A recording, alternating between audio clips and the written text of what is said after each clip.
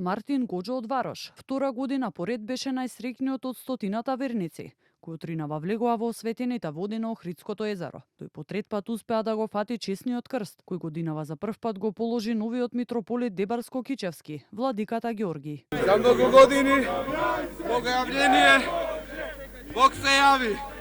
Меѓу првите кои му честитаа на Гоџо беше председателката Гордана Силјановска-Давкова, која потоа се упати на церемонијата во Струга. Таму годинава светиот крст од водите на реката Дрим го извади 24 годишниот Петар Чокаревски. Возлюблена го тя сина именујем, Председателката Силјановска-Давкова го честиташе празникот со желби за мир, сплотеност и емпатија.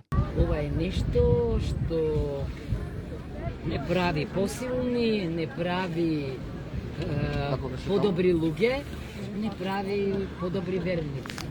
Бидејќи да, ова е моментот кога Бог се јави у тоа во сите своји три лика. Честитки за богојавление до верниците испратија и останатите политичари од државниот врв. Премиерот Христијан Мицкоцки, кој замина на форумот во Давос, порача дека овој голем ден не потсетува колку е важно меѓусебното заедништво и добрите односи со сите луѓе. Во овие моменти луѓето се собираат, се поддржуваат и ја споделуваат радоста, покажувајќи дека заедницата е најсилна кога е обединета околу вредности што не надминуваат сите нас поединечно. Напиша премиерот Мицкоски во име на собранието и во свое лично име. Богојавление го честиташе и председателот на собранието Африм Гаши. Честитка испрати лидерот на СДСМ Венко Филипче, кој исто така присуствуваше на церемонијата во Охрид.